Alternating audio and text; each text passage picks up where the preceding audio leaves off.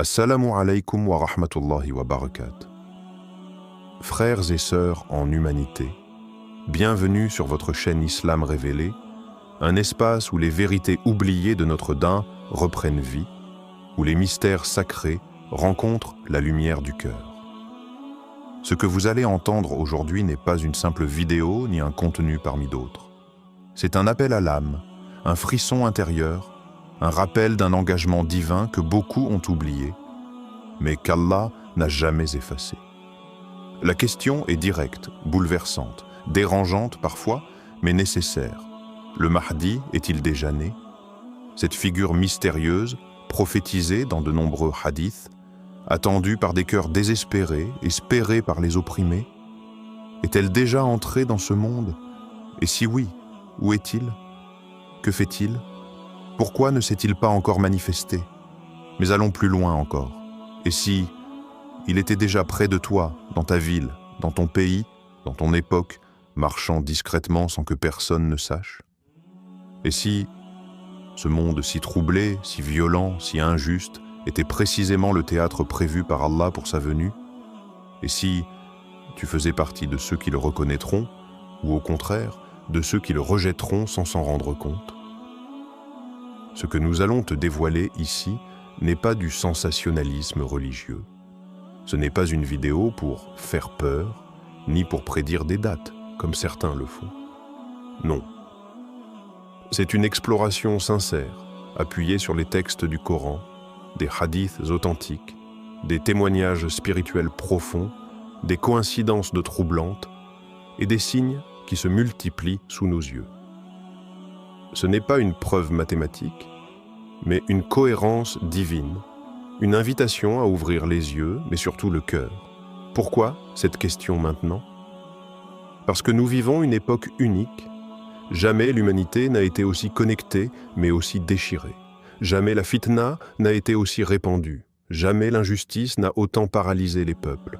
Jamais les musulmans n'ont été aussi divisés, déracinés, désorientés. Et pourtant, jamais nous n'avons eu autant besoin d'un guide, d'un homme droit, d'un envoyé de miséricorde, non pas un prophète, mais un rassembleur de vérité, un restaurateur de justice, un héritier du prophète Muhammad.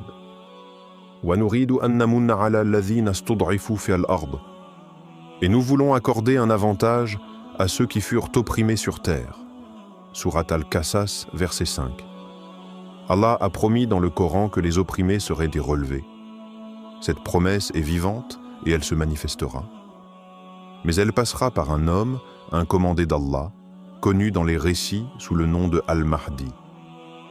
Et si cette promesse a déjà commencé à s'accomplir?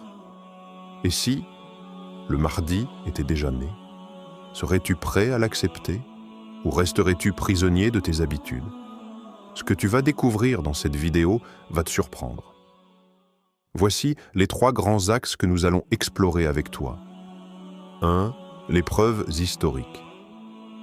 Nous plongerons dans les sources anciennes, les hadiths du prophète, les commentaires des compagnons, les avis des savants, pour comprendre ce qui a été dit exactement. Tu verras que beaucoup d'éléments sont clairs. Son nom, son ascendance, le moment de sa venue et les signes qui le précèdent. Mais surtout, nous examinerons si ces critères peuvent déjà être remplis aujourd'hui. 2.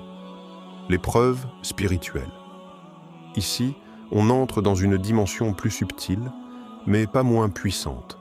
Des témoignages de personnes ayant fait des rêves clairs, des signes vus par des savants, des événements troublants liés à certaines naissances, des coïncidences qui, mises bout à bout, forment un chemin invisible. Nous verrons ensemble si, à travers ces éléments, Allah ne serait pas déjà en train de préparer les cœurs à une rencontre imminente. 3. Les preuves visibles aujourd'hui. Enfin, nous regarderons autour de nous. Certains individus éveillent les foules sans le vouloir. Des hommes humbles, discrets, mais dotés d'une lumière rare, des changements géopolitiques brusques, des réveils de conscience massifs, des jeunes qui retournent à la religion. Tout cela pourrait-il être l'arrière-plan du scénario divin? Et toi, dans tout ça? Es-tu prêt à remettre en question ta perception du monde? Es-tu prêt à observer les signes? Es-tu prêt à recevoir une vérité, même si elle ne vient pas sous la forme que tu attendais? Le prophète a dit, celui qui vit jusqu'à le voir, le Mahdi, qu'il le suive même en rampant sur la neige, rapporté par Ibn Majah, authentifié par Al-Albani. Ce hadith est frappant. Même en rampant sur la neige, cela signifie que sa reconnaissance ne sera pas facile. Cela demandera du courage, de la foi, de la lucidité spirituelle. Et c'est justement ce que nous allons essayer d'éveiller avec toi. Car ce n'est pas seulement une question de savoir si le Mahdi est né, c'est une question de préparation intérieure, de connexion avec Allah et de responsabilité en tant qu'âme musulmane. Si c'est le cas, alors reste avec nous. Car ce que tu vas entendre dans les prochaines minutes peut transformer ta manière de voir le monde et ta foi. Avant d'entrer dans le vif du sujet, abonne-toi à Islam Révélé pour ne rien manquer des prochains épisodes. Laisse un like si ce rappel te parle. Et commente dès maintenant. Penses-tu que le Mahdi est déjà né? Pourquoi? Accroche-toi, les signes sont là. Les réponses te seront dévoilées. Bismillah, commençons. Partie 1. Preuve historique. L'antique prophétie et l'alignement des généalogies. Frères et sœurs, avant de plonger dans les rêves, les témoignages ou les signes modernes, il est indispensable de revenir aux racines textuelles. Car la figure du Mahdi n'est pas une invention moderne, ni une rumeur soufie. C'est une promesse transmise par le prophète lui-même. Et si cette promesse existe, il est de notre devoir de la prendre au sérieux. Commençons par la base. Que dit le prophète Muhammad? Le messager d'Allah a dit « Al-Mahdi est de ma descendance. Il portera mon nom et le nom de mon père. Il remplira la terre de justice et d'équité comme elle aura été remplie d'injustice et de tyrannie. » Sunan Abu Daoud, 4282. Son nom? Muhammad ibn Abdallah. Sa lignée? Un descendant direct de Fatima, la fille du prophète. Sa fonction? Rétablir l'équilibre du monde, effacer les injustices, réconcilier les croyants et préparer le retour de Isa ibn Maryam alayhi salam. Et voici la première question puissante que tu dois te poser. Si les injustices ont atteint leur paroxysme aujourd'hui, n'est-ce pas le moment prophétique prévu pour qu'il apparaisse? Car dans les hadiths, le Mahdi n'apparaît pas dans un monde stable, mais dans un monde fracturé, divisé, rempli de corruption. C'est exactement ce que nous vivons actuellement. Les musulmans se déchirent entre eux, les puissants écrasent les faibles. Le mensonge est présenté comme vérité, et la vérité comme extrémisme. Les grandes puissances détruisent des nations entières au nom de la paix. Tout cela fait écho au récit prophétique. La généalogie du Mahdi, une piste révélatrice. Les savants ont longtemps étudié l'ascendance du Mahdi. Beaucoup s'accordent sur cette ligne. Le Mahdi est un descendant de l'imam Al-Hassan ibn Allah, le petit-fils du prophète. Pourquoi cette branche et non celle de l'imam Al-Hussein? Parce que, selon certains hadiths, le Mahdi ramènera la paix, là où Hussein représente le sacrifice et la lutte. Ainsi, le Mahdi héritera de la patience et de la sagesse de son aïeul Al-Hassan, qui avait préféré la paix au pouvoir en renonçant au califat pour éviter une guerre civile. Cela veut dire que dans ce monde, il existe encore des familles hachémites, gardiennes d'une lignée pure. Certaines vivent dans le monde arabe, au Hijaz, en Jordanie, au Maghreb, en Syrie, mais également dans des terres inattendues. Certains descendants ont migré, se sont dissimulés, oubliés parfois. Et voici un point troublant.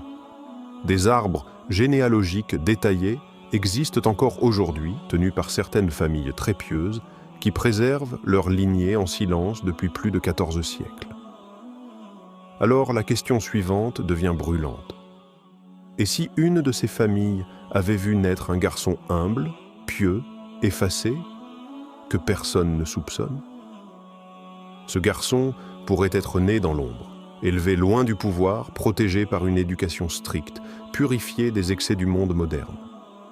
Il ne chercherait ni les projecteurs, ni la reconnaissance. Mais il porterait en lui la lumière du prophète. Les signes temporels, entre passé et futur. Dans plusieurs hadiths, le prophète a décrit des signes précis de la fin des temps qui précèdent l'apparition du Mahdi. En voici quelques-uns. L'abondance des guerres civiles entre musulmans, fitan.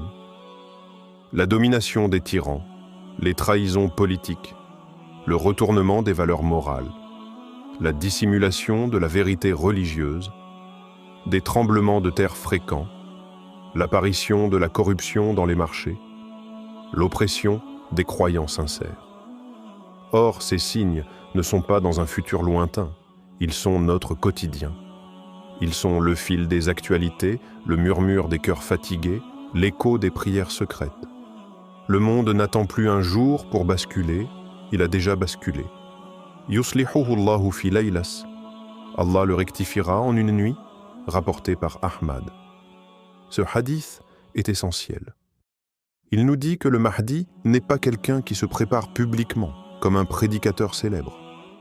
C'est un homme simple, peut-être même ignorant de sa mission, jusqu'à ce qu'Allah le transforme intérieurement. Ce retournement soudain signifie que le Mahdi pourrait déjà être né, déjà adulte, mais encore caché par Allah, attendant son ordre, sa permission. Et cela peut arriver n'importe quand. L'hypothèse de sa naissance déjà accomplie. Plusieurs savants contemporains, en toute humilité, ont ouvertement dit qu'ils pensent que le Mahdi est déjà né. Pas qu'il est actif ou dévoilé, mais qu'il est en vie, quelque part sur terre. Parmi eux, Cheikh Imran Hossein, le défunt Cheikh Mohammed al-Arab. D'autres voix issues du monde chiite et sunnite, et leur raisonnement est simple. Si les signes sont là, alors lui aussi doit l'être. S'il doit être un adulte prêt à agir dans les années à venir, alors il a déjà dû naître dans les années précédentes. Alors, revenons à toi. Et si tu avais déjà croisé le Mahdi dans une rue sans le savoir? Et si Allah te préparait à le reconnaître, non par les yeux, mais par la lumière du cœur? Et si cette vidéo faisait partie de ton éveil à cette possibilité divine? Le Mahdi ne viendra pas par la télévision. Il ne se présentera pas avec une pancarte. Il se manifestera par la vérité, par le secours d'Allah et par le réveil des âmes sincères. Et la seule question qui reste est: seras-tu prêt, spirituellement, intellectuellement, émotionnellement, à le reconnaître quand il apparaîtra? Étoile, partie 2. Preuve spirituelle et émotionnelle. Quand les cœurs reconnaissent avant les yeux. Si les textes et les lignées nous offrent des ancrages tangibles, il est une autre forme de preuve que l'on ne peut ni chiffrer, ni archiver. Elle parle à l'âme. Elle traverse le cœur comme un éclair doux et silencieux. Il s'agit des réalités spirituelles et émotionnelles, celles qui dépassent l'analyse, mais qui, paradoxalement, touchent le plus profondément. Et cette question revient, insistante. Et si le Mahdi avait déjà éveillé quelque chose en toi, avant même que tu n'entendes son nom? Le Mahdi, une naissance marquée par la lumière. Le prophète nous a laissé des descriptions subtiles, des indices presque poétiques. Selon certains récits transmis par des savants soufis et traditionalistes, il aurait dit « La terre s'illuminera à sa naissance. Il portera mon nom et son cœur sera comme un lingot d'or pur. » Cette lumière n'est pas simplement physique, elle désigne la lumière du cœur, la nur, celle qu'Allah accorde à ceux qu'il choisit. Yahdi Allahu li nourihi man yasha'a. Allah guide vers sa lumière qui il veut. Sourate An-Nur, verset 35. Et justement, dans plusieurs coins du monde musulman, des récits s'accumulent. Certains anonymes, d'autres rapportés par des proches, ou même des érudits silencieux qui ne parlent qu'en cercle privé. Une sage-femme, au Maghreb, aurait assisté à la naissance d'un enfant dont le regard semblait contenir une conscience impossible à expliquer. Sa mère, pieuse, aurait rêvé la nuit précédente qu'un arbre lumineux se plantait dans son ventre, grandissait, puis s'élevait vers le ciel. Un imam respecté, aujourd'hui adulte, a raconté avoir vu en songe, dès l'enfance, un homme en blanc lui dire « Ton nom est écrit sur une page cachée, le moment de la guidée approche. » Il ne comprit ce message que bien plus tard, en découvrant les hadiths du Mahdi. Les rêves prophétiques, un langage oublié, le prophète a dit « Le rêve du croyant est une partie des 46 parties de la prophétie. » Sahih al-Bukhari. À travers les siècles, des rêves étranges ont marqué les cœurs éveillés. Des femmes, des enfants, des vieillards ont rêvé d'un homme noble, silencieux, marchant dans les ruines du monde, certains sans même connaître son nom. Et parfois, ce rêve revient plusieurs fois. Une sœur a témoigné « J'étais en état de faiblesse, de doute. Une nuit, dans un rêve très réel, une voix m'a dit « Lève-toi, le Mahdi est parmi vous. » Je ne savais même pas qui était le Mahdi. J'ai dû chercher le lendemain. Des signes, des illusions, ou des rappels pour ceux dont le cœur est encore vivant. Ce n'est pas à nous de trancher. Mais voici ce qu'a dit Ibn Taymiyyah, rahmahullah. Alaysa ladhannu bil haqqi min anwa'il yaqin?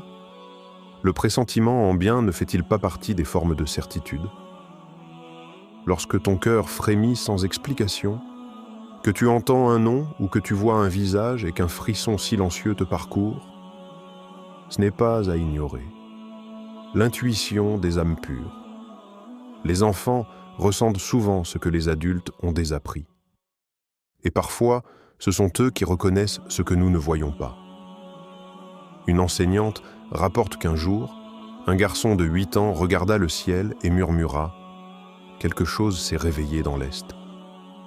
Elle l'interroge, mais il ne se souvient pas de ses propres mots.